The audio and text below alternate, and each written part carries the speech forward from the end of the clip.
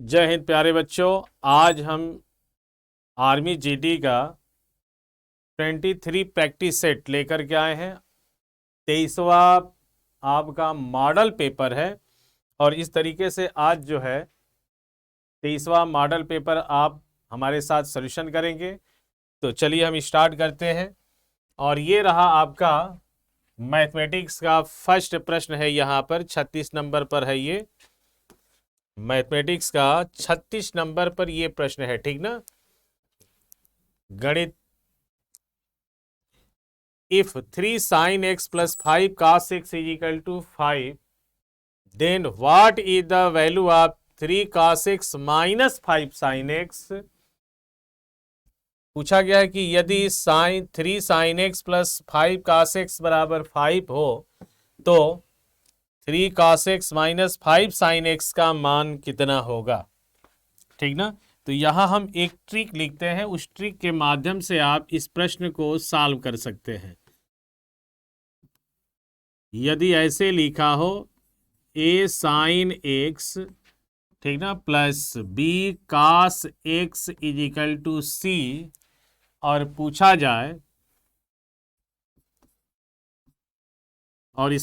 जाए a cos x minus b sine x का मान कितना होगा, तो करड़ी के अंदर a square plus B square minus C square हो जाएगा, ठीक ना।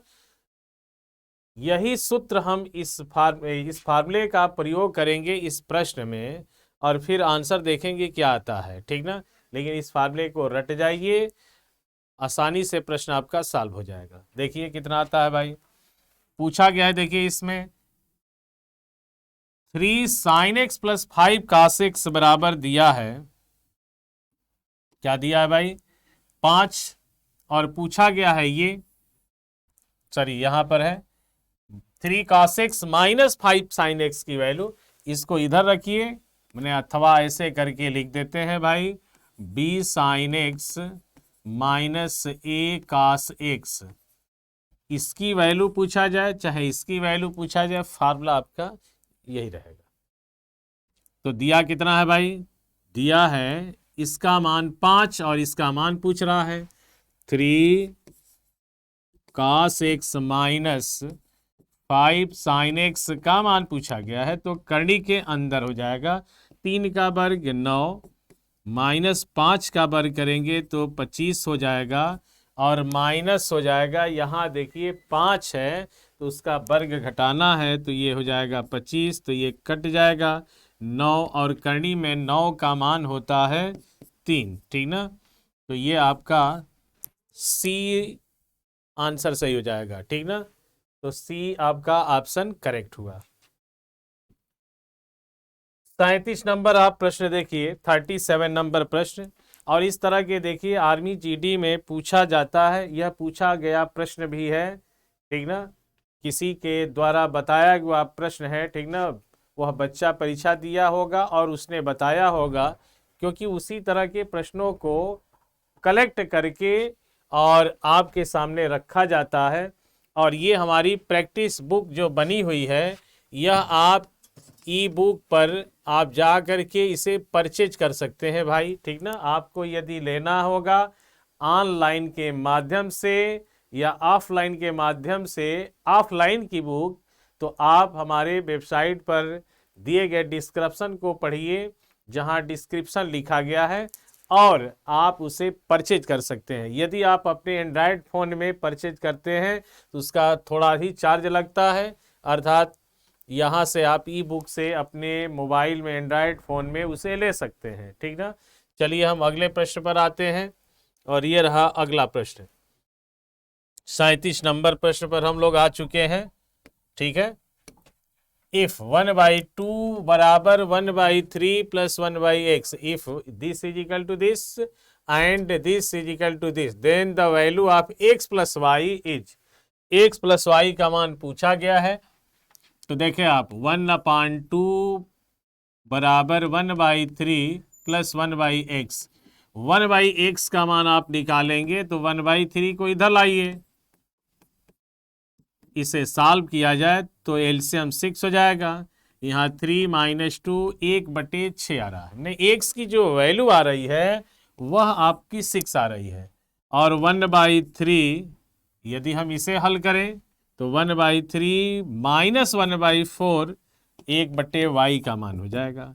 और इसे जब सॉल्व करेंगे तो 12 लघुत्तम, यहाँ 4 यहाँ 3 होगा और ये आ रहा है 1/12, मैंने y का मान 12 हो गया। x और y का जब मान निकल जाए तो आपसे पूछा जा रहा है कि भाई x प्लस y का मान कितना होगा। तो x प्लस वाई बराबर x बराबर 6 है और y बराबर 12, तो 12 और 6 मिलकर के 18 होता है। और इस तरीके से ऑप्शन आपका डी राइट, सॉरी ए सही आ रहा है। A is the right answer. x plus Y का मान 18 हो गया। वीर तुम बढ़े चलो, और ये आपके 7 प्रश्न आता है, ठीक ना। आप लोग वीर हैं भैया, और वीरों की भांति इस प्रश्न को आप सॉल्यूशन करें, क्योंकि बहुत ही आसान दिख रहा है। देखिए क्या है भाई, a² + b² minus a into, यहाँ b जो दिया है उसमें 2 से गुणा कर दिया है, अर्थात यह a² + b² - 2ab के रूप में लिखा हुआ दिख रहा है भाई। 1.03 का वर्ग और प्लस 0.03 का वर्ग -2 इंटू 1.03 इंटू 0.03 है, डिवाइडेड बाई 1.03 - 0.03। घटा करके भी कर सकते हैं, समय लग रहा है, इसीलिए हमने क्या किया, इसको फार्मूले पर रिप्लेस कर देते हैं। a² + b² -2 into a into b बराबर a² - b² होता है। तो a बराबर है 1.03, वही की मान कितना है, b बराबर है 0.03, ठीक ना, का होल स्क्वायर होगा। और नीचे कितना आ रहा है भाई, तो नीचे ये आ रहा है आपका, नीचे कितना आ गया 1.03 - 0.03, ठीक ना। अब आप देख सकते हैं ऊपर 1 पावर है, 2 पावर है, नीचे 1 है, तो कट जाएगा ये पूरा। घटा देना है और घटाएंगे तो कितना आ रहा है, 1 आ रहा है। A is the right answer, ए उत्तर सही है इसका। अगला प्रश्न ये रहा। अब देखिए इसका घनमूल आपसे पूछा जा रहा है, घनमूल, ठीक है, घनमूल है, ये लिखा गया है 15.625। घनमूल को ऐसे लिखा जाता है भाई, ठीक ना। इसका घनमूल निकालना है आपको। 15.625 लिखा गया, मैंने 625 लिखा गया है, ठीक ना। अब इसका घनमूल कैसे निकाला जाए, तो देखिए इसका रूल हम समझा रहे हैं। इकाई का अंक 5 है, यहाँ किस अंक का क्यूब करने पर इकाई का अंक 5 आता है, तो 5 का ही क्यूब करने पर 5 आता है भाई, तो 5 हमने लिख दिया। 2 अंक छोड़ दीजिए, छोड़ दिए। 15 को देखिए कि किस संख्या के क्यूब करने पर 15 के नजदीक आ जाए, लेकिन उससे ज्यादा नहीं होना चाहिए, उसके नियरेस्ट हो लेकिन कम संख्या में हो, ज्यादा नहीं लेना है। जैसे हम 2 का यदि पावर 3 ले लेते हैं तो 8 आता है, ने 2 के क्यूब के यह नजदीक है, 2 के घन के नजदीक ही आ रहा है। यदि 3 के घन का कर दिया जाए तो 27 हो जाएगा, और 27 15 से ज्यादा है, जबकि हम बता रहे हैं कि जो संख्या यहाँ होती है उसके नजदीक में ले करके चलते हैं, तो नजदीक में कौन होगा, 2 होगा, ठीक ना। तो जिसका क्यूब करने पर इसके नजदीक आ रहा है उसी को आपको लिख देना है। और दशमलव देखिए 1 2 3 है, मैंने दशमलव जो लगा है 3 डिजिट पर लगा है दाहिने तरफ से, तो यहाँ पर आप सीधे दशमलव 1 स्थान पर लगा देंगे, 3/3 बराबर 1 हो जाएगा, तो 2 पॉइंट कितना हो जाएगा, 5। और ये आपका 20 आंसर सही हुआ। 40 नंबर ये प्रश्न रहा, equation of a line at a distance of 5 units from x axis as. बहुत सरल है, एक्स अक्ष पर 5 यूनिट दूरी पर रेखा का समीकरण क्या होगा भाई। देखिए ये रेखा का समीकरण पूछा गया है। ये एक्स लाइन है, ये है एक्स डैश डैश लाइन, ये है वाई और ये है y dash line. 5 unit x अक्ष पर दूरी लेना है, तो ये मूल बिंदु है। यहां से हमने जो है इस पर 5 यूनिट यह दूरी ले लिए। कितना दूरी भाई? 5 मात्रक यहां से यहां तक दूरी ले लिए। ठीक है, अब पूछ रहा है कि इस रेखा का समीकरण क्या होगा। एक अक्ष पर 5 यूनिट दूरी पर रेखा का समीकरण क्या होगा। तो यहां हम एक रेखा खींच रहे हैं भैया, ये हो गई ऐसे लाइन, ठीक ना, ए बी लाइन, और इसी का समीकरण पूछ रहा है। तो इसका समीकरण कितना हो जाएगा भाई? एक अक्ष पर कितनी दूरी पर है यहां से यहां तक? 5 मात्रक की दूरी पर है, तो ये हो जाएगा x बराबर 5 मात्रक। कितना होगा भाई? x बराबर 5 मात्रक दूरी हो गया, ठीक ना। तो ये आपका आंसर सी सही हुआ। ठीक है, क्योंकि y लाइन के ये पैरेलल हो जाएगी। अगला प्रश्न देखिए आप। 3 का घात लिखा गया है भैया x प्लस वाई और यहाँ 81। If 3 to the power x plus y equal to 81 and 81 to the power x minus y equal to 3, then what is x equal to. देखिए कैसे होगा भाई। 3 का घात क्या है? 3 का घात यहां लिखा है x प्लस वाई। 81 को भी 3 के घात में कन्वर्ट कर लीजिएगा, तो ये 3 का घात 4 हो जाएगा। हमने x प्लस वाई बराबर 4 आ गया, समीकरण नंबर 1 हो जाएगा ये। और यहां लिखा है भैया 81 का पावर x माइनस वाई। 81 को लिख सकते हैं 3 का घात 4 गुणे x माइनस वाई बराबर 3 का घात यहां कितना है? 1 है। पावर को कंपेयर करेंगे तो 4x माइनस वाई बराबर हो जाएगा 1 घात। जब आधार बराबर है तो घात भी उसके बराबर हो जाएंगे दोनों पक्षों का, तभी तो बराबर होगा। अब ये समीकरण आपके 2 बनने, 4 से यदि भाग दे दें तो 1/4 ये समीकरण नंबर 2 हुआ। x का मान पूछा है, तो समीकरण 1 में 2 को जोड़ दिया जाए तो आपका आंसर खट से आ जाएगा। कैसे आएगा भाई? आइए देखा जाए। इन दोनों समीकरणों को प्लस करना है। x 2x हो जाएगा, यहां लिखते हैं 2x। y से y कैंसिल हो जाएगा, 4 में 1/4 को जोड़ देंगे आप, 4 + 1/4 इज इक्वल टू 17/4 हो जाएगा। 2 से आप भाग दे देंगे क्योंकि x की वैल्यू पूछा गया है, तो x बराबर 17/4 दूनी के 8 हो जाएगा, ठीक ना। तो ये आंसर आपका रहा भाई कितना? 17/8 आ रहा है, और 17/8 आंसर बी में है, तो आपका आंसर बी करेक्ट हुआ, बी उत्तर सही हो जाएगा, ठीक ना। अगला प्रश्न देखिए। 5 वर्ष पूर्व राम की आयु श्याम की आयु की 1/3 थी और अब राम 24 वर्ष का है, तदनुसार श्याम की वर्तमान आयु कितना है। ठीक है, 5 वर्ष पूर्व राम की आयु, जिसका जिसका नाम आता है यहां लिख देंगे आप, राम श्याम। ठीक है, श्याम की वर्तमान आयु पूछी गई है। श्याम की वर्तमान आयु x वर्ष है। तो फिर हम पढ़ते हैं प्रश्न को, क्या कह रहा है।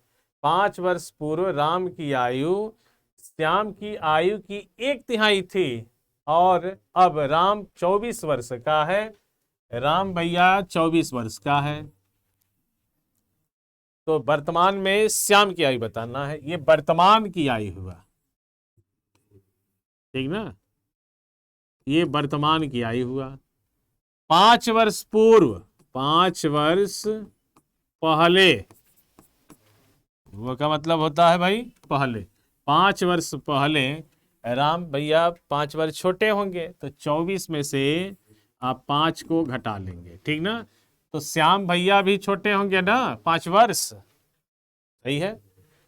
ये हो गया 19 वर्ष के राम जी हो गए, और ये थे x माइनस 5 वर्ष के।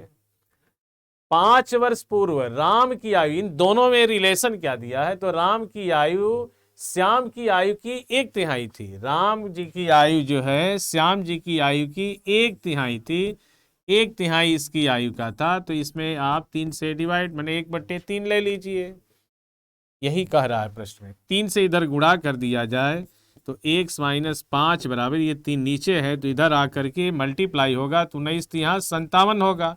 5 ले जा करके खट से जोड़ दीजिए, 7 5 12, 62 वर्ष हुआ ये। और ये जो है श्याम भैया 62 वर्ष के हैं, ठीक ना, कितने वर्ष के, 62, 62 ईयर्स के। तो आंसर आपका बी सही हुआ। अगला प्रश्न आप देखें, if 12 is 0.2% of x then x is, यदि x का 0.2% 12 है तो x का मान क्या है। तो देखिए ये 12 का x का कहा है भैया, x का 0.2% को हमने भिन्न में बदल दिया, और यहाँ कितना है भाई, 12 है। x का मान निकालना है, भाग दे दीजिए, निकल जाएगा। 12 गुणे 100 और बटे में 0.2, 10 से ऊपर नीचे गुणा कर दिया जाए तो ये यहाँ से दशमलव कैंसिल हो जाएगा। 2 से खट से काट दीजिएगा, 6 के आगे 1 2 3 0, अर्थात ये आंसर आ रहा है 6000, और ये आपका डी आंसर सही हुआ, ठीक ना। 44 नंबर प्रश्न ये रहा। 44 नंबर, x बटे y का मान दिया है 2/3, इसका मान पूछा जा रहा है। x³ डिवाइडेड बाई y² का मान क्या होगा, ठीक ना। तो खट से वहीं रख देना है आपको। देखिए कैसे, x²/3 डिवाइडेड बाई y², और इसका मान पूछा गया है भैया। तो देखिए y² से भाग देना है, x² बटे में 3y² हो जाएगा, ये भाग देंगे तो यही तो बनेगा। और x बटे y का मान कितना है, 2/3 है, तो 1/3 और ब्रैकेट में 2/3 का वर्ग हो जाएगा। 1/3, 2 का वर्ग करेंगे 4, नीचे वाले का वर्ग 9 हो जाएगा। 4/29 27 हो जाएगा। 4/27 answer B is the right answer, ठीक है। बी उत्तर इसका भैया सही आ रहा है 44 नंबर का। चले आगे बढ़ते हैं, और ये रहा अगला प्रश्न। 45 नंबर पर आ गए हम लोग, ठीक ना। यह एक रेलगाड़ी छुक छुक करती है कितने से, 45 के स्पीड से, ठीक ना, और 6 सेकंड में कितनी दूरी तय करती है भैया। तो 6 सेकंड में डिस्टेंस आपको बताना है, कितने सेकंड में, 6 सेकंड में आंसर बताना है, ठीक ना। 6 सेकंड तो हम बोल दिए, जीतने का साला प्रश्न नहीं है, उससे तो ज्यादा हम टाइम बोल दिए इसमें। अब आइए, लेकिन आप कम समय में लगाइएगा इसे, ठीक ना। डिस्टेंस बराबर दूरी बराबर चाल गुणे समय, ठीक ना। आपकी चाल जो है समय के अनुसार सही होनी चाहिए, तभी परीक्षा निकलता है। यदि समय के द्वारा आपकी चाल सही नहीं है तो कुछ नहीं होने वाला है, ठीक है। बहुत सारे ऐसे लुभावने टाइप के चैनलों पर लोग लुभा रहे हैं, लुभिए, लालच दिया जाता है, ठीक ना। तो लालच बुरी भला होता है भैया। जितनी लालच करेंगे उतना ही आप समझ जाइए कि गर्त में जाएंगे, इसीलिए लालच ना करिए। और शायरो शायरी की बातें जो लोग ज़्यादा यूज करते हैं, उनमें और हम लोगों में बहुत का फर्क है। बरगद का पेड़ और रेड़ का पेड़ आप समझते होंगे। जब तूफान चलता है तो बरगद का पेड़, क्योंकि जड़ उसका कहाँ है भैया, जड़ उसके इतनी दूरी तक गई रहती है कि हिलता तक नहीं है। और वही रेड़ का पेड़ साला उखड़ करके पता नहीं कहाँ चला जाता है, पता तक नहीं चलता है। वही हाल है। तो भाई आप हमारे चैनल के साथ जुड़े रहिए, और जो कंटेंट आपको मिलता है इसके जैसा कहीं नहीं मिलने वाला है, ये मेरी गारंटी है। क्योंकि अनुभव ऐसे नहीं कहा जाता है, अनुभव समय के द्वारा बनता है।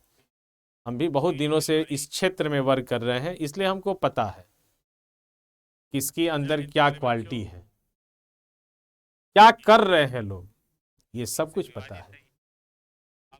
और आप लोग सचेत हो जाइए।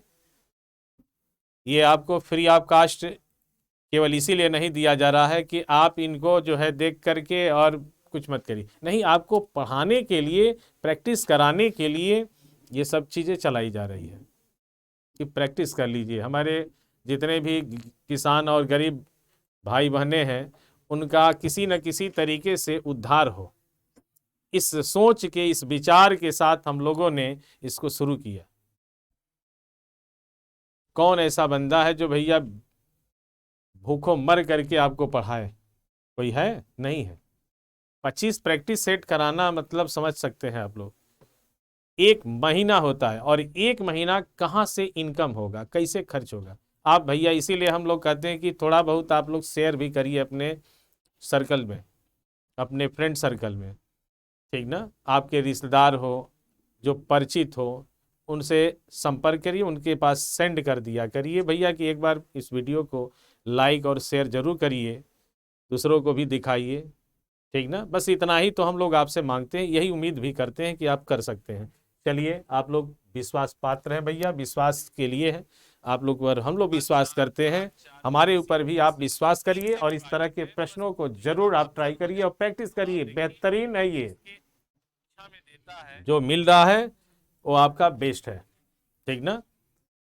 तो अपनी फ्यूचर को बनाने के लिए अपने प्रेजेंट को निश्चित रूप से सही दिशा में ले चलिए। ये रहा चाल गुणे समय। चाल क्या है भैया? 45 किलोमीटर प्रति घंटा है। इसको आप क्या करेंगे, मीटर प्रति सेकंड में बदल दीजिएगा, 5/18 से गुणा करके, और 6 सेकंड दिया है टाइम, तो 6 से गुणा कर दीजिए, 6 × 3 18 हो जाएगा, 3 से कट जाएगा ये 15 बार में, ठीक ना? 15 × 3 = 45, 15 × 5 = 75, 75 मीटर। और ये आपका आंसर सी सही है, सी इज द राइट आंसर है। अगला प्रश्न आप देखें। अब यहां से हम लोग देख रहे हैं कि ये रीजनिंग के 5 प्रश्न हैं। स्मिता ने उत्तर की ओर कुछ दूरी तय की, वह बाईं मुड़कर और 4 किलोमीटर आगे चली। सबसे पहले इस बच्ची को जो है हम लोग यहां से चलाते हैं उत्तर दिशा में, वह बाईं मुड़ी, बाईं इधर हो जाएगा, और 4 किलोमीटर चली वह अपनी शुरुआती बिंदु से 5 किलोमीटर दूरी पर है। ये प्रश्न में कह दिया कि यहां से यह 5 किलोमीटर की दूरी पर है। इसका मतलब ये हुआ कि हम यहाँ पाइथागोरस थ्योरम को यूज करेंगे, ठीक ना? पाइथागोरस को याद करना पड़ेगा आपको, उस व्यक्ति को याद करिए, उस साइंटिस्ट को, उस मैथमेटिशियन को याद करना पड़ेगा, तभी आप उसके हेल्प लेकर के आप इसका मान निकाल सकते हैं आज, ठीक ना? वह अपनी शुरुआती बिंदु से 5 किलोमीटर दूरी पर है। अब यहां से गई ऐसे और फिर यहां पर पहुंच चुकी है। इसका मतलब यह दूरी आपको बतानी पड़ेगी। वह उत्तर की ओर कितनी दूरी चली थी, यही पूछा गया है प्रश्न में, अर्थात ओए पूछा गया है। तो ओए बराबर करनी में इस 5 का वर्ग कर लीजिएगा, ठीक ना? हाइपोटेनस कर्ण का वर्ग माइनस इसका वर्ग हो जाएगा, आधार का वर्ग या लंब का वर्ग, चाहे जो समझिए, 4 का वर्ग, ठीक है? 25 में से 16 घटा दिया जाए तो 9, और 9 का वर्गमूल होता है 3 किलोमीटर। ये आ जाएगा answer C, C the right answer. चलिए अगले प्रश्न पर आते हैं, और ये रहा आपके सामने अगला प्रश्न। 47 नंबर था, इसके पहले 46 था, ये 47 हुआ। लेखक का जो संबंध है पुस्तक से है। लेखक कौन लिखता है भैया? लेखक क्या लिखता है? पुस्तक लिखता है, ठीक ना? तो पुस्तक को लिखने वाला लेखक है। अब इनमें से आपको बताना है कि कौन सा सही है।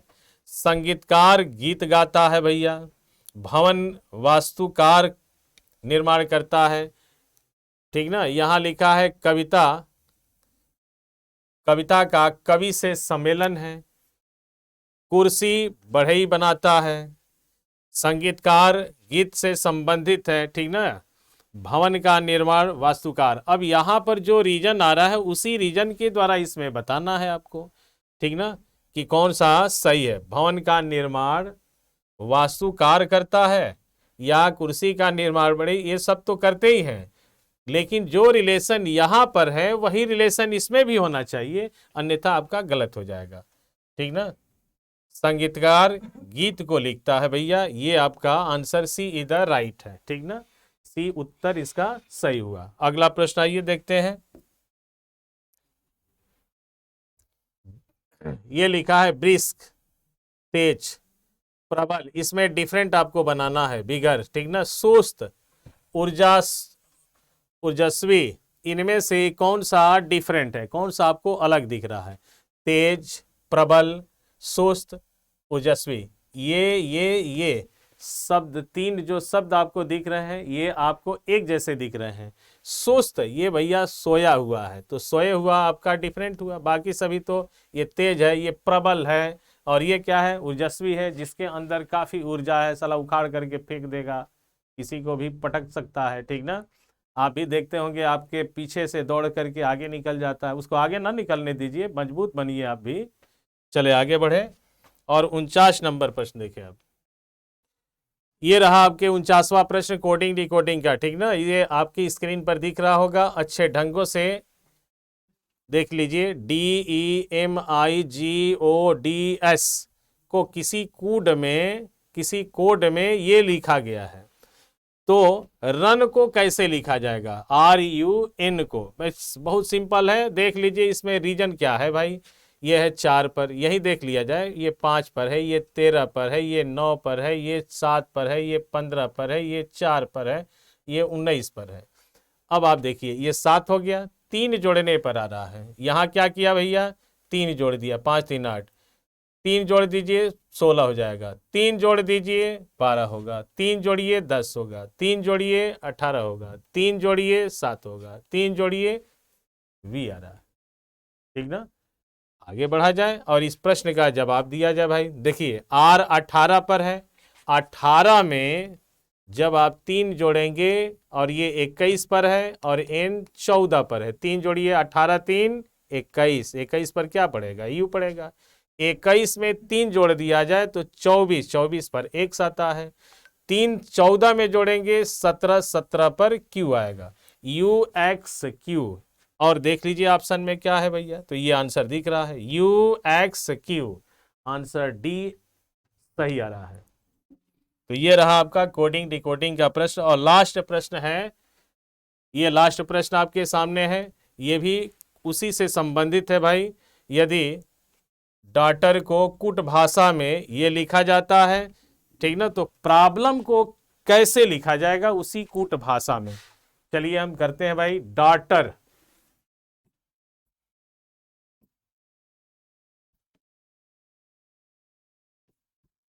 ये रहा डॉटर, ठीक ना। अब इसके नीचे इसका कोड हम लिखते हैं वाइट कलर से भाई, SFUHVVE,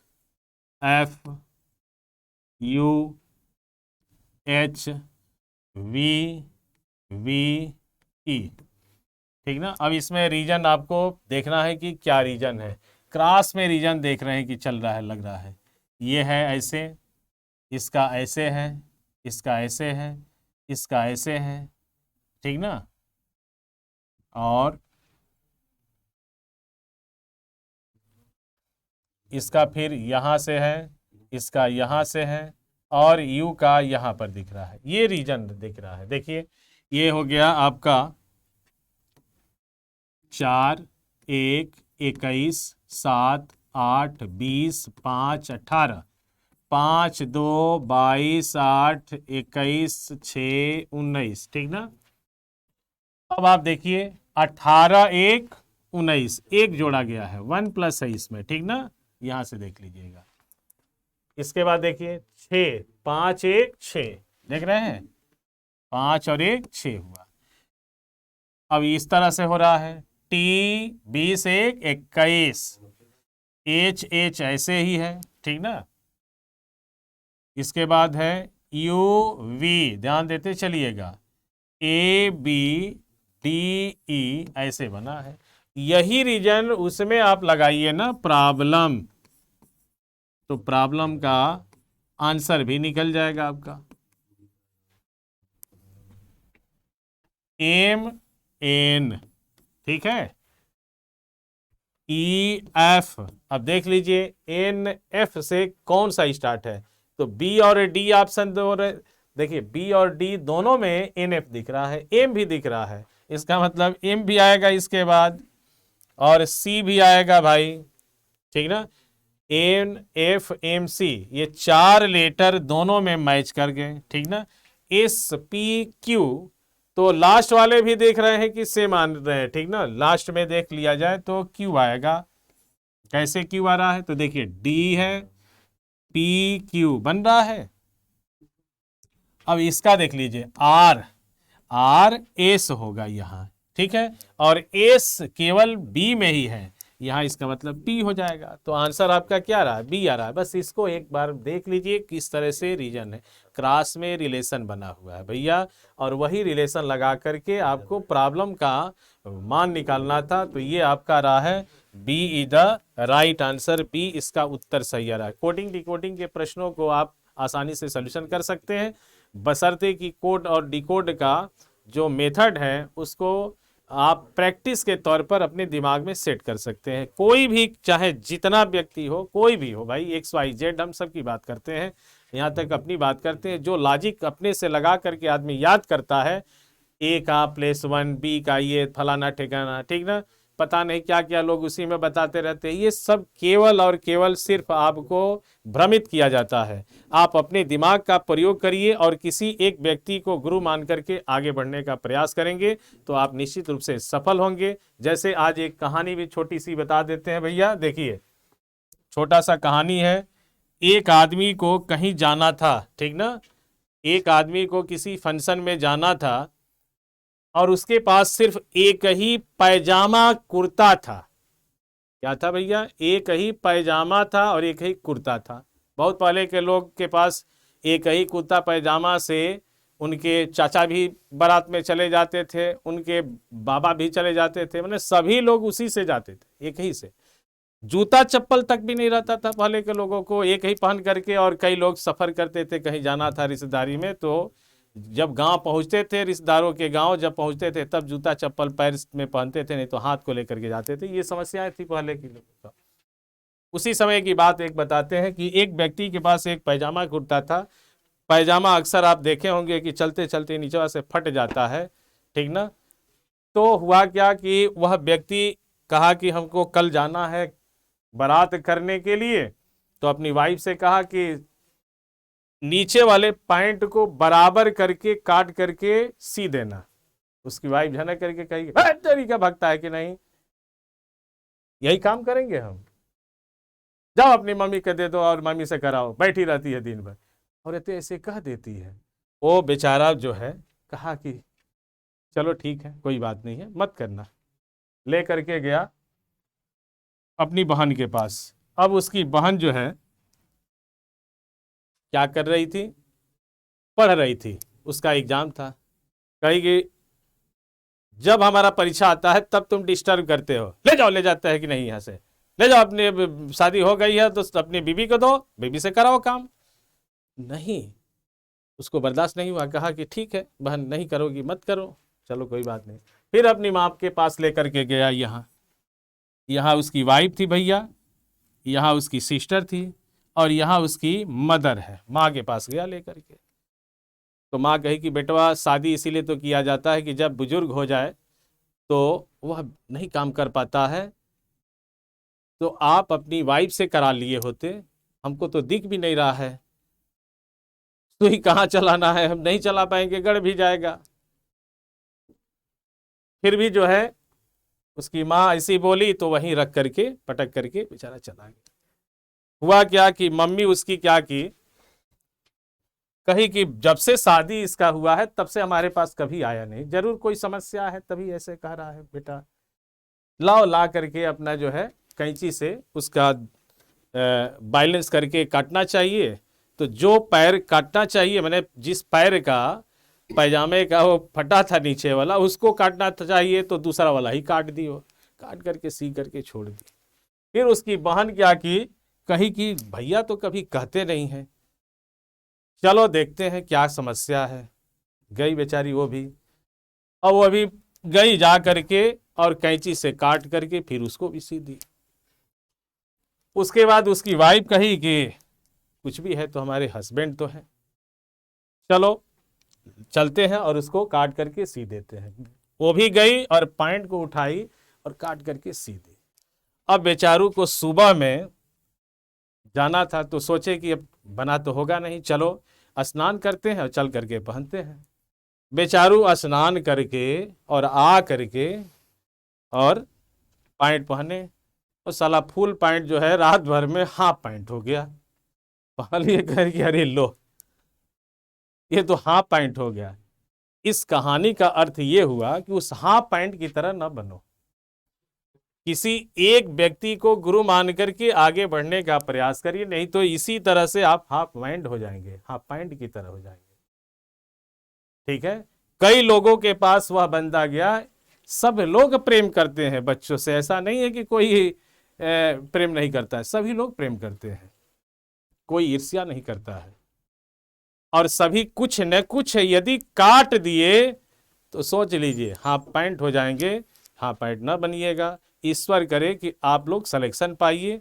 जय हिंद, फिर मिलते हैं किसी अन्य दिन और अन्य ऊर्जा के साथ। बहुत बहुत धन्यवाद भाई।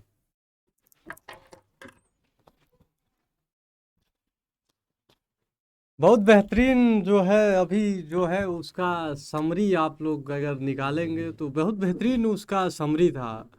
देखो किसी ना किसी के ऊपर तो आपको विश्वास करना पड़ेगा, यही वजह है आज के रिजल्ट खराब होने का मेन मकसद यही है। स्टूडेंट क्या करता है कि ट्रस्ट नहीं करता है, और ट्रस्ट आपको करना पड़ेगा, और विदाउट ट्रस्ट किए आप सिलेक्शन सोचेंगे कि पा जाए तो बहुत ही मुश्किल है। किसी एक संस्था पर, किसी एक टीचर पर आपको पूरी तरीके से विश्वास करना पड़ेगा और लगातार उसको कंटिन्यू आपको पढ़ाई करना पड़ेगा। ये चीज़ें तो आपको करना ही पड़ेगा। हिंदी मीडियम के विद्यार्थियों की खास तौर से ये समस्याएं रही हैं जो अभी आप सर को बता रहे थे, तो ये हिंदी मीडियम के विद्यार्थियों की ये खास तौर से समस्याएं रही हैं। टीचर्स के, हिंदी मीडियम के विद्यार्थी बार बार टीचर्स का ही मूल्यांकन करने लगता है, जिसकी वजह से जो है रिजल्ट जो है लगातार खराब होते चले जा रहे हैं। तो अपने ऊर्जा को सही दिशा में लेकर जाइए। और वैसे भी आज मकर संक्रांति, अब कुछ लोग 14 को कह रहे हैं, कुछ लोग 15 को कह रहे हैं, कुछ लोग 16 को कह रहे हैं, और इसके बाद एक बेहतरीन समय और एग्ज़ाम का दौर अब आपके लिए स्टार्ट हो चुका है। टॉपिक आपका क्या है? टॉपिक मैं लेके चलता हूँ। जनरल नॉलेज के टॉपिक्स पे जब हम बात करेंगे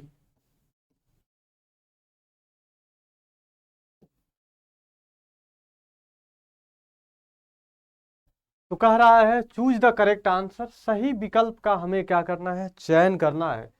कह रहा है कि संयुक्त राष्ट्र संघ में कितने देशों के पास वीटो शक्ति है? देखिएगा, संयुक्त राष्ट्र जो संघ होते हैं इसकी स्थापना 24 अक्टूबर 1945 को किया गया था। क्लियर हुआ? संयुक्त राष्ट्र संघ की स्थापना संयुक्त राष्ट्र संघ की स्थापना जो है 24 अक्टूबर 1945 को किया जाता है, पहला पॉइंट। दूसरा जो प्रश्न यहाँ से बनता है, इसमें स्थायी और अस्थायी, तो 5 स्थायी सदस्य होते हैं और साथ ही साथ 10 अस्थायी सदस्य होते हैं। तो इस बात को याद रखिएगा। कह रहा है कितने सदस्यों के पास वीटो पावर है? तो जो वीटो पावर है वो 5 सदस्यों के पास वीटो पावर है। और एक प्रश्न और पूछता है आपसे कि अस्थायी सदस्यों का कार्यकाल कई बार पूछा जाता है। तो अस्थायी सदस्यों का जो कार्यकाल होता है वो 2 वर्षों का अस्थायी सदस्यों का कार्यकाल होता है।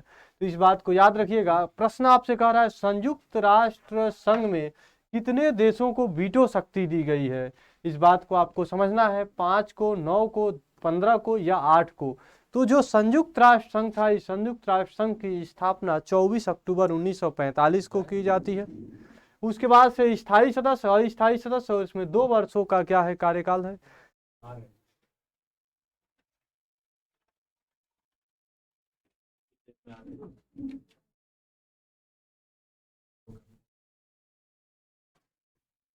तो ये संयुक्त राष्ट्र संघ में कितने देशों को वीटो शक्ति है, तो ये बात याद रखिएगा, 5 है। B will be the right answer.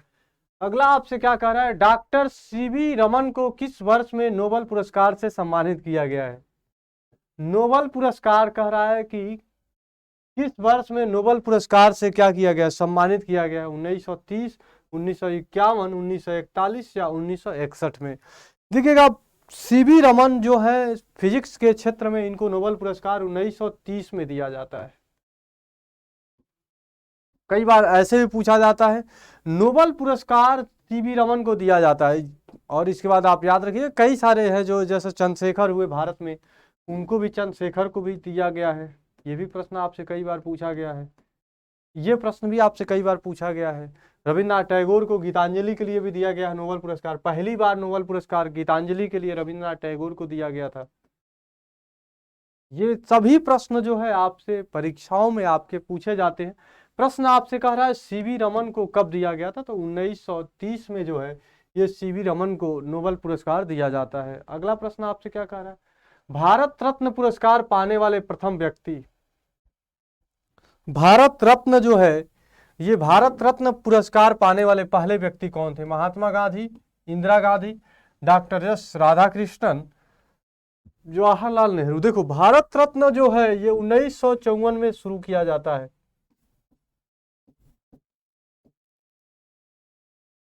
जो कला हुआ, विज्ञान हुआ, साहित्य हुआ या समाज सेवा हुआ, इन क्षेत्रों में जो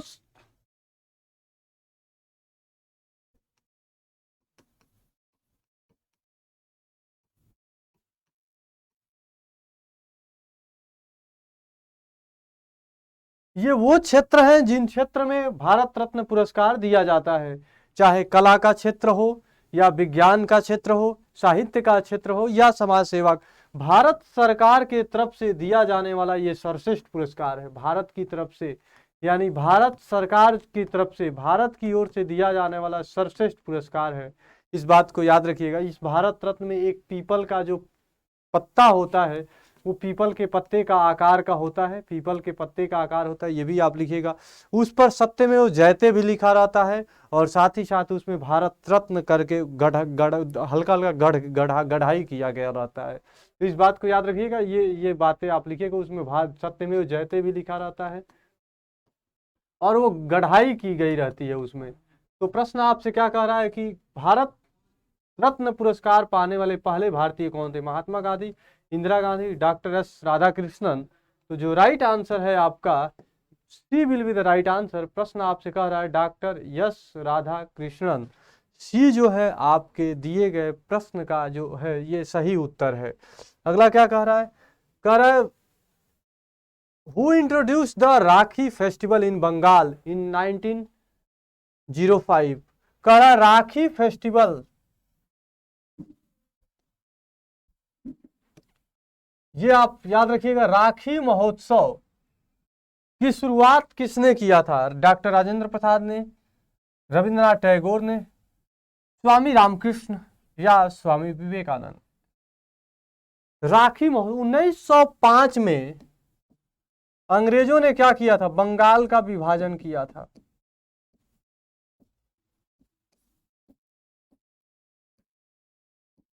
और इस बंगाल का जो विभाजन किया गया था, यह बंगाल का विभाजन अंग्रेजों ने 2 आधार पर किया था। अंग्रेजों ने बोला कि हमें क्या हो रहा है, हमें प्रशासन करने में क्या हो रही है, दिक्कत हो रही है। जबकि इसके पीछे जो वास्तविक कारण क्या था, तो जो वास्तविक कारण ये था कि बंगाल जो हुआ करता था, ये पावर हाउस हुआ करता था, नेशनलिज्म का ये पावर हाउस हुआ करता था। अंग्रेजों ने बोला हमें प्रशासन करने में दिक्कत हो रही है, क्योंकि एक बड़ा बंगाल जो है एक बड़ा क्षेत्र है। और इस आधार पर अंग्रेजों ने बंगाल का विभाजन किया। और जब बंगाल का विभाजन किया गया तो लॉर्ड कर्जन क्या था, गवर्नर जनरल था। क्लियर हुआ, लॉर्ड कर्जन। और यही चीज़ें आपको समझना है। डॉक्टर राजेंद्र प्रसाद, डॉक्टर रविंद्रनाथ टैगोर, स्वामी रामकृष्ण या स्वामी विवेकानंद। तो ये चीज़ें आप उसी समय अंग्रेजों ने बोला था कि हम क्या करेंगे, 16 अक्टूबर का डेट निर्धारित किया गया था कि बंगाल का विभाजन करेंगे, लेकिन ये 19 जुलाई 1905 को ये घोषित किया गया था। इसी बीच 7 अगस्त 1905 को बंगाल में बंग भंग आंदोलन चल जाता है और इसी बंग भंग को स्वदेशी मूवमेंट कहा जाता है। इसी स्वदेशी मूवमेंट में लोगों ने एक दूसरे के हाथों में राखियां बांधी, कलाइया में राखियां बांधी और गंगा जहां नहीं थी वहां पर पानी डाल करके, गंगा जल को डाल करके कहा गया कि यही गंगा है और उनकी पवित्रता की लोगों ने कस्में खाई और लोगों ने बोला कि क्या हमें प्रॉब्लम हो रही है, हम लोग क्या करेंगे, आज़ाद कराएंगे भारत को। तो लोगों ने इस बात की कसम खाई, लोगों ने बोला कि हम बंगाल को अलग नहीं होने देंगे। ये इसी को लेकर के रविंद्रनाथ टैगोर ने क्या किया था, आमार सोनार बंगला वहीं पे लिखा गया, जो बांग्लादेश का राष्ट्रगान भी बना आगे चल करके, और भारत का राष्ट्रगान इन्होंने ही लिखा। तो ये प्रश्न भी कई बार आपसे पूछा जाता है। तो रविंद्रनाथ टैगोर, तो इस तरीके से प्रश्न अगर आपसे आए तो इस प्रश्न को ध्यान रखिएगा। ऑस्कर पुरस्कार जीतने वाले पहले भारतीय संगीत निर्देशक, देखो ऑस्कर जो अवार्ड होता है, यह पहला तो प्रश्न यही बनता है कि यह किस क्षेत्र में दिया जाता है। तो याद रखिएगा, ऑस्कर का जो अवार्ड है, यह पहला प्रश्न यही बनता है किस क्षेत्र में दिया जाता है। अनु मलिक, तो प्रश्न यह बनता है फिल्म के क्षेत्र में यह दिया जाने वाला ये सर्वश्रेष्ठ अवार्ड है, जो फिल्म के क्षेत्र में जो डायरेक्टर्स होते हैं या उसके बाद जो उसके जो फिल्म के हीरो हुए या हीरोइन हुए या सर्वश्रेष्ठ फिल्म हुआ, उनको दिया जाता है ये अवार्ड।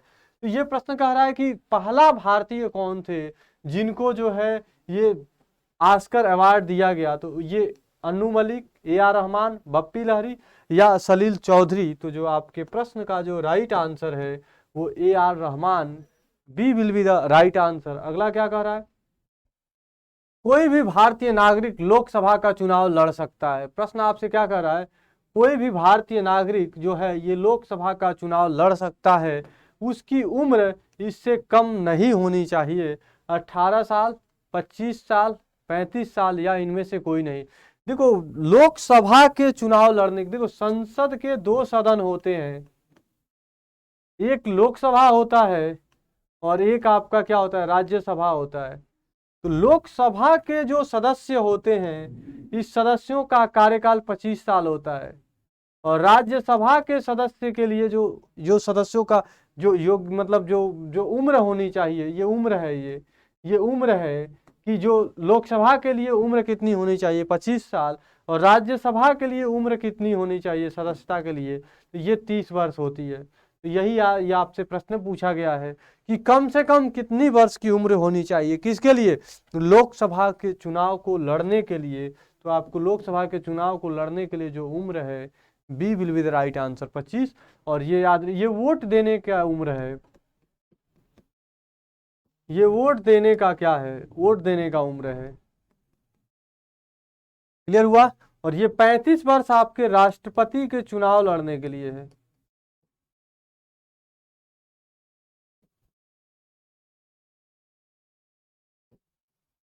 या राज्यपाल के लिए।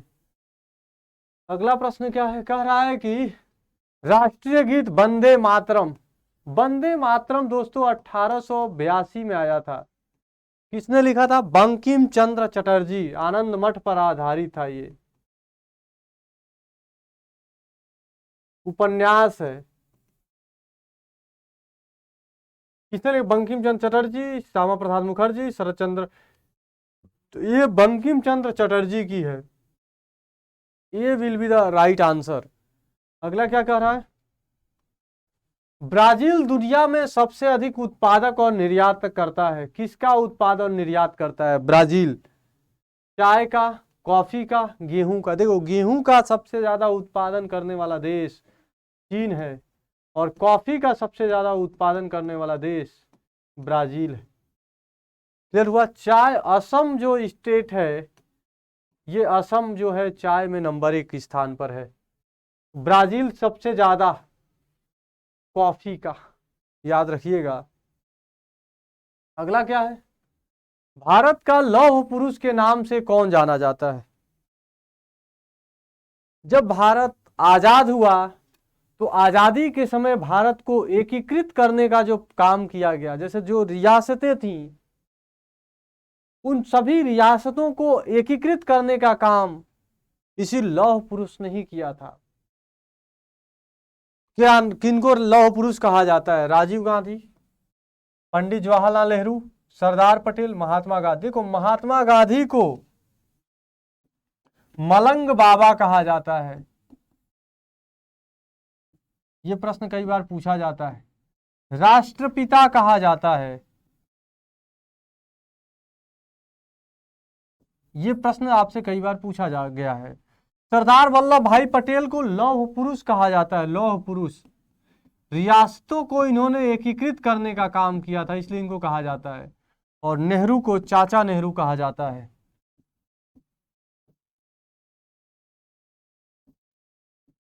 और ये तो भाई आजादी के बाद थे।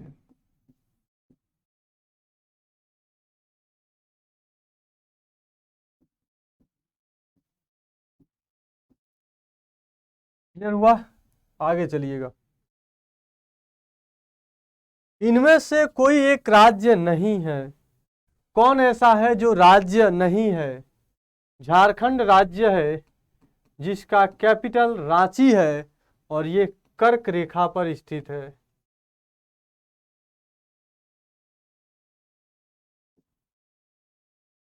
गोवा, गोवा का कैपिटल पणजी है। ये पूछा जाता है, जो मांडवी नदी के पास, मांडवी रिवर के पास है। ये प्रश्न भी आपसे क्या होता है, पूछा जाता है। मुंबई जो है ये सालसेट द्वीप पर है, ये राज्य नहीं है।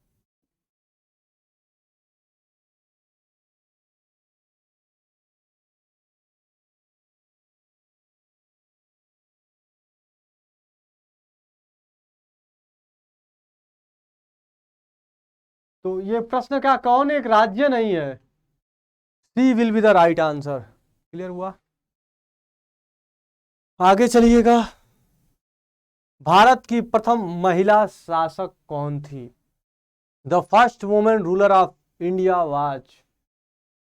प्रश्न क्या कह रहा है? भारत की प्रथम महिला शासक।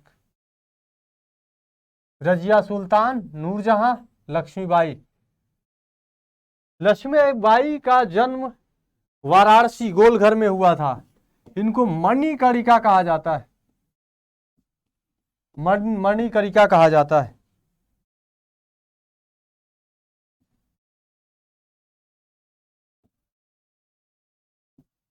इनका जो जन्म हुआ था बनारस में हुआ था, गोलघर में।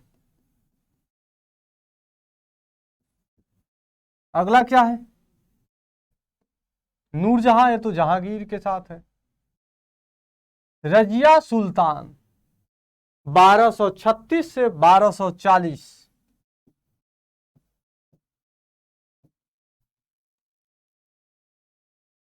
अल्तुनिया से शादी करती हैं। इनके पति का नाम अल्तुनिया था।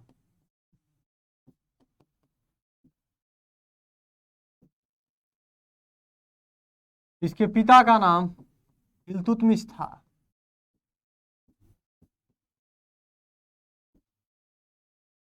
इल्तुतमिश की मृत्यु के बाद उसका लड़का आया लेकिन गद्दी को संभाल नहीं पाया। फिर इसके बाद रजिया एक दिन क्या करती है, चोगा पहन करके जनता के सामने पहुंचती है। चोगा मतलब पुरुष के भेष को धारण करके, और जनता से न्याय मांगती है।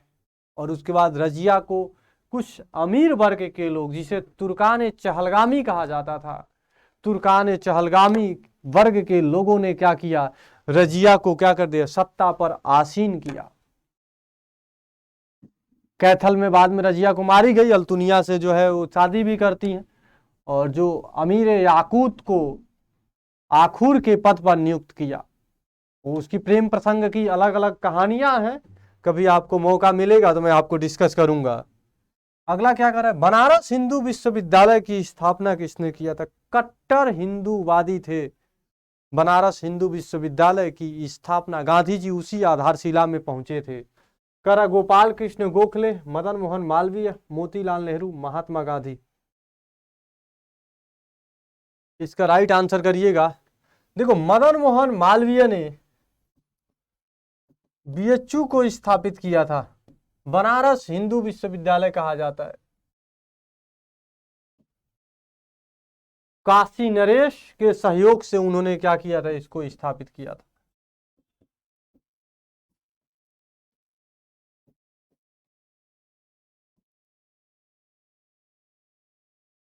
गोपाल कृष्ण गोखले ये गांधी जी के गुरु थे, पॉलिटिकल गुरु थे।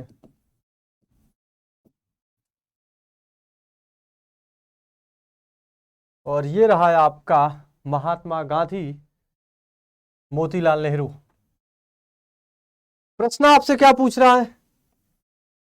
प्रश्न आपसे पूछ रहा है बनारस हिंदू विश्वविद्यालय की स्थापना। तो बनारस हिंदू विश्वविद्यालय की जो स्थापना किया था, B will be the right answer. 1916 में इसको स्थापित किया गया था। महात्मा गांधी इसी 1916 के बीएचयू के सेशन में ही, यानी बीएचयू का जब सेशन हो रहा था, इसी बीएचयू के सेशन में उन्होंने क्या किया था, पार्टिसिपेट किया था। आगे चलिएगा, 13वां प्रश्न क्या कह रहा है? The disease malaria is caused by, malaria किसके कारण से होता है? मलेरिया किसके कारण होता है? मानव जाति से होता है, मच्छर के कारण होता है, बैक्टीरिया के कारण होता है, या मक्खी के कारण होता है? तो जो मलेरिया जो होता है ये मच्छर के काटने से होता है, ये आपको पता ही है। मैं आगे कभी बताऊंगा बैक्टीरिया से कौन टीका होता है। पंडित का टीका अभी नया है, ये बैक्टीरिया का ट्रिक होता है, तो इसको मैं आपको कभी आगे डिस्कस करूंगा आपको। तो मलेरिया जो है प्लाज्मोडियम मच्छर के काटने के कारण होता है। अगला क्या है? प्रोटीन का मुख्य स्रोत बताइएगा। ये प्रश्न आपसे कई बार पूछा गया है, इसको याद रखिएगा। प्रोटीन का मुख्य स्रोत गाजर है, प्याज है, टमाटर है, सोयाबीन है। देखो सोयाबीन जो होता है ये प्रोटीन की सर्वाधिक जो स्रोत है, महत्वपूर्ण स्रोत है।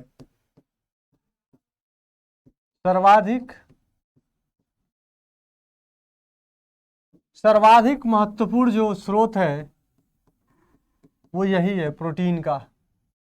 ये प्रश्न ये भी बनता है सोयाबीन सबसे ज्यादा कहाँ पाया जाता है? सोयाबीन सर्वाधिक कहाँ पाया जाता है? मध्य प्रदेश। ये प्रश्न भी आपसे कई बार पूछा जाता है। गाजर जो है ये विटामिन के लिए जाना जाता है, विटामिन ए के लिए। विटामिन ए का सर्वोत्तम स्रोत है।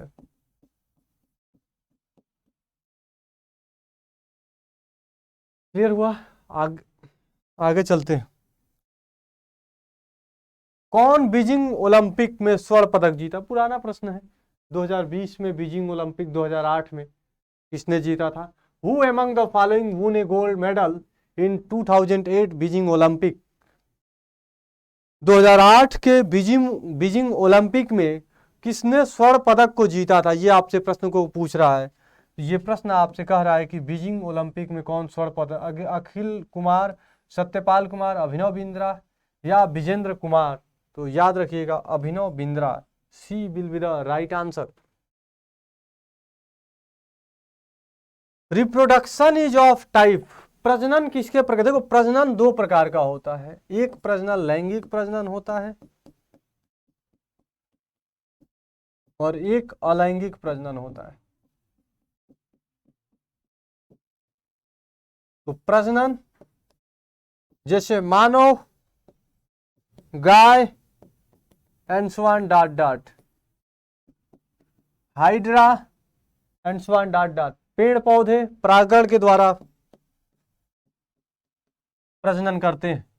B will be the right answer. आपके प्रश्न का सही आंसर बी होगा। मनुष्य के शरीर में सबसे लंबी हड्डी कौन सी है? दो प्रश्न बनता है, एक प्रश्न बनता है सबसे लंबी हड्डी कौन सी है और एक बनता है सबसे छोटी हड्डी कौन सी है।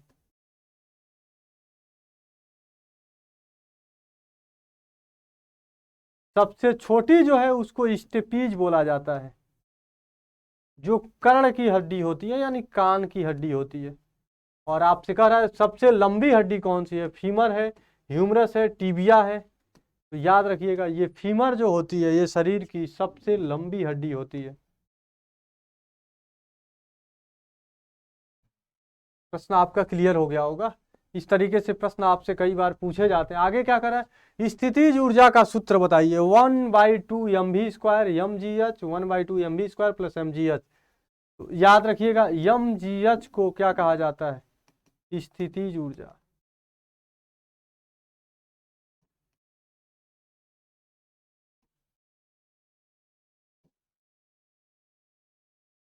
और याद रखिएगा गतिज ऊर्जा 1/2 mv², इसको बोलते हैं काइनेटिक एनर्जी। ये प्रश्न क्या पूछा गया, ये काइनेटिक एनर्जी नहीं पूछा गया है, प्रश्न आपसे स्थितिज ऊर्जा पूछा गया है, तो उसको याद रखिएगा। सी आपके प्रश्न का सही जवाब होगा। आगे चलते हैं। निम्नलिखित से प्राणियों का कौन सा समूह असमतापी प्राणियों से संबंधित है। असमतापी, which of the following sets of animal belong the cold blooded animal. यहां से समझेंगे तो समझ में आ जाएगा। कोल्ड ब्लडेड एनिमल, कौन ऐसे एनिमल्स हैं जिनका ब्लड क्या होता है, कोल्ड होता है। देखिएगा कौवा, नहीं इसका गर्म ब्लड होता है। तभी तो कहा जाता है कि ठंडी के दिनों में कभी खा लो तो पूरा सीजन ठंडी नहीं लगेगा। तो कौवा ये आपका नहीं होगा। अगला कह रहा है इनमें से कोई नहीं, तो सवाल ही नहीं है। मछली, मेढक और केचुआ ये कोल्ड ब्लडेड का एग्जाम्पल है, लिख लीजिएगा।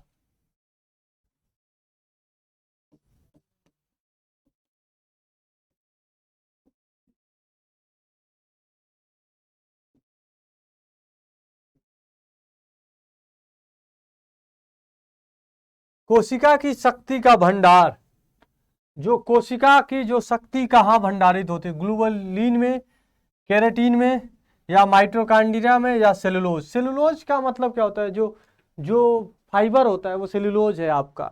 तो कोशिका जो पावर हाउस होता है, पावर हाउस कहा जाता है, माइटोकॉन्ड्रिया को कहा जाता है power house of the cell. तो यही आपसे प्रश्न आपसे कह रहा है, power house of cell is mitochondria.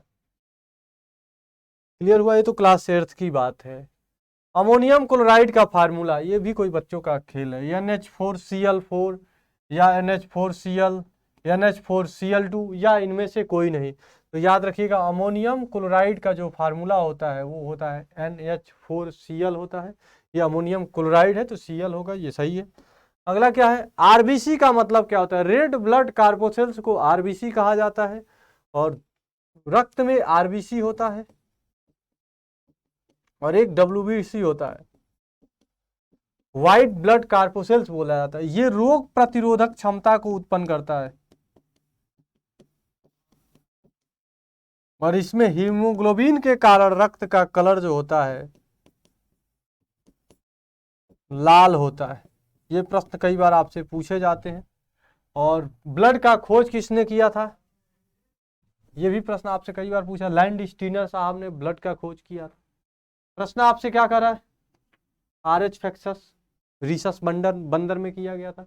ये आपसे आरबीसी का मतलब पूछा गया, तो देखिएगा यही है आपका, मैंने लिखा था ना आरबीसी। आरबीसी को क्या बोलते हैं, देखिएगा रेड ब्लड कार्पोसेल्स कहा जाता है, इसको रेड ब्लड कार्पोसेल्स कहा जाता है, या व्हाइट ब्लड कार्पोसेल्स। व्हाइट ब्लड को तो हम लोग WBC बोलते हैं, और इसको हम क्या बोलते हैं, आरबीसी बोलते हैं। प्रश्न आपका क्या हो गया, A will be the right answer. आगे चलिएगा। The potential difference is measured by an instrument called. विभवांतर को मापने के यंत्र को क्या कहा जाता है, वोल्ट मीटर, एमीटर, शुष्क सेल या लैक्टोमीटर। विभवांतर को जो मापा जाता है उसे वोल्ट मीटर कहा जाता है। A will be the right answer. आगे चलिएगा। सोडियम का रासायनिक चिन्ह क्या है, what is chemical symbol of sodium.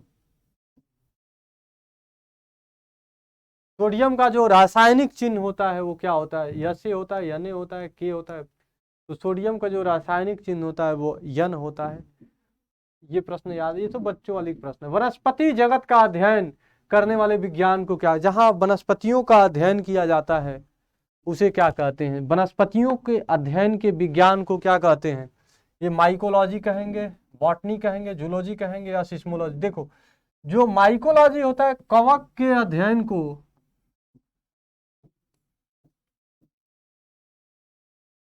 कवक के अध्ययन को कहा जाता है माइकोलॉजी। जंतुओं के अध्ययन को जूलॉजी कहा जाता है। जंतुओं के अध्ययन को जूलॉजी कहते हैं और वनस्पतियों के अध्ययन को, और याद रखिएगा सिस्मोलॉजी भूकंप से संबंधित होता है। वनस्पति जगत का अध्ययन, प्रश्न आपसे क्या कर रहा है, वनस्पति जगत के अध्ययन को क्या कहा जाता है। B will be the right answer. बाकी मैंने चारों ऑप्शंस आपको देखो ये वो प्रैक्टिस सेट है जो आपको निश्चित रूप से आपको सफल बनाएगा। मनुष्य के शरीर में कितनी हड्डियां होती हैं, 206, 208, 210। 206 हड्डियां होती हैं स्वस्थ मनुष्य के शरीर में। धरती पर सबसे ज्यादा कौन सी धातु पाई जाती है। देखो इस दिए गए ऑप्शन में, इस ऑप्शन में सोडियम, कैल्शियम, लोहा और एल्युमिनियम है। तो इस दिए गए ऑप्शन में जो सर्वाधिक जो पाई जाने वाली जो आपसे धातु है, ये यही कह रहा है which metal is found maximum on earth, जो अर्थ पर जो सबसे ज्यादा जो पाई जाने वाली धातु है। ऑक्सीजन इसमें दिया नहीं है, अगर ऑक्सीजन दिया रहता तो वही होता, लेकिन नहीं है तो आपका एल्युमिनियम यहाँ पर क्या होगा, सही आंसर होगा। क्योंकि सियाल, सीमा, नीफे, देखो एक होता है सियाल, तो पृथ्वी पर सबसे ज्यादा ऊपर क्रस्ट पर क्या पाया जाएगा, या तो आपका एल्युमिनियम पाया जाएगा या तो आपका सिलिकॉन पाया जाएगा। क्लियर हुआ। और ये नहीं, अब ये तो पाया जाएगा क्रस्ट पर, लेकिन इससे जो ऊपर वाले पार्ट पे जो पाया जाता है वो आपका ऑक्सीजन होता है, और ये ऑक्सीजन आपका नहीं दिया है।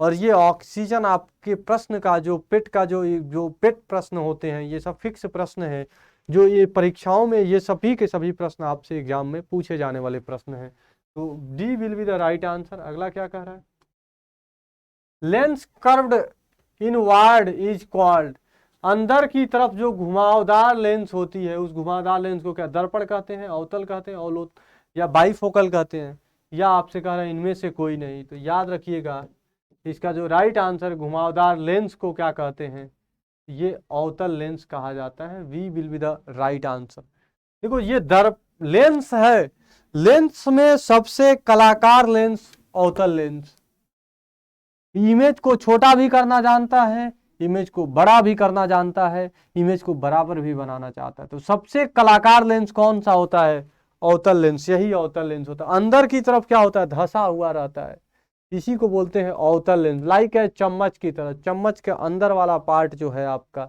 वो है आपका अवतल लेंस। अवतल मतलब जिसका तल क्या हो, झुका हो।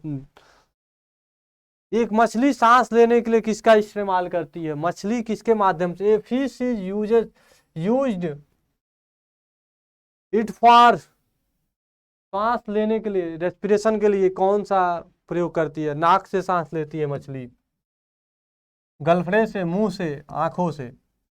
मछली आंखों से लेती है क्या, मछली के समान आंखों वाली को मीनाक्षी कहा जाता है। प्रश्न आपसे क्या कर रहा है, मछली सांस लेने के लिए किसका इस्तेमाल करती है, गिल्स होगा। B will be the right answer. निम्नलिखित में से कौन रासायनिक परिवर्तन है, लोहे का पिघलना, लोहे का जंग लगना, लोहे का मुड़ना, या इनमें से कोई नहीं। तो आप याद रखिएगा दो परिवर्तन होते हैं, एक रासायनिक परिवर्तन होता है और एक भौतिक परिवर्तन होता है। भौतिक परिवर्तन वह परिवर्तन होता है जिसके बाद पुनः उसकी अवस्था को प्राप्त किया जा सकता है। जैसे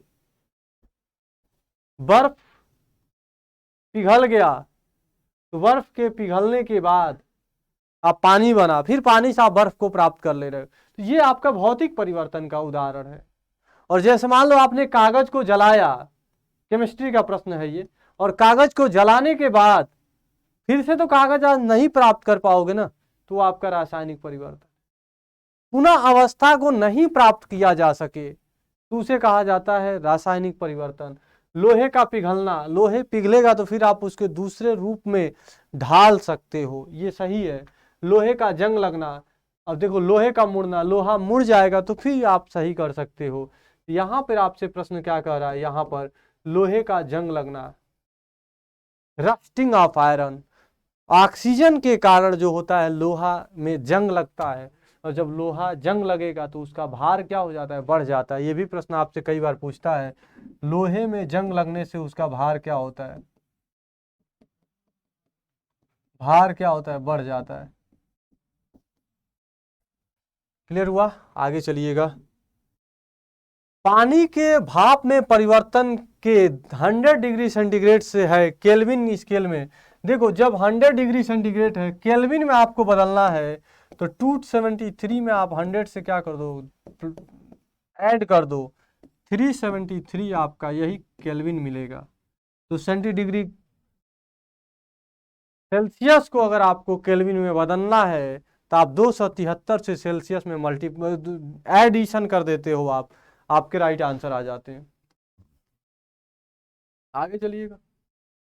ध्वनि सबसे, देखो ध्वनि को चलने के लिए sound travel fastest in which of the following, ध्वनि सबसे तेज कहाँ चलती है? देखो ध्वनि को चलने के लिए किसी न किसी माध्यम की आवश्यकता होती है।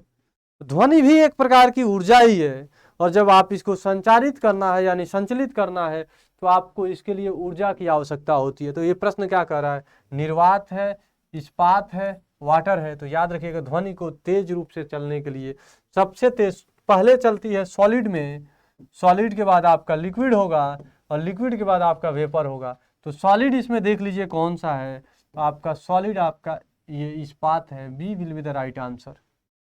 अगला क्या कह रहा है, विद्युत प्रतिरोध के नियम। देखो जो अगर किसी चालक में विद्युत धारा को प्रवाहित किया जा रहा है तो धारा को प्रवाहित करने के बाद जो धारा प्रवाहित होती है जिसका विरोध किया जाता है वही क्या कहलाता है, प्रतिरोध कहा जाता है।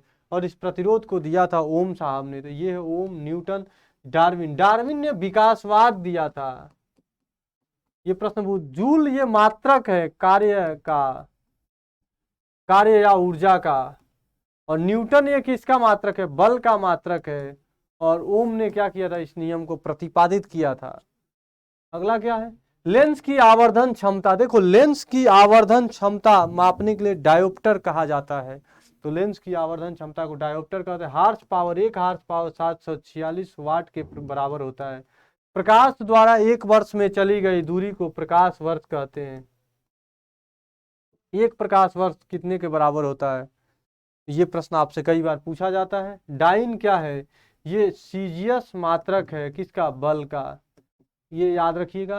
तो ये will be the right answer, dioptre आवर्धन क्षमता।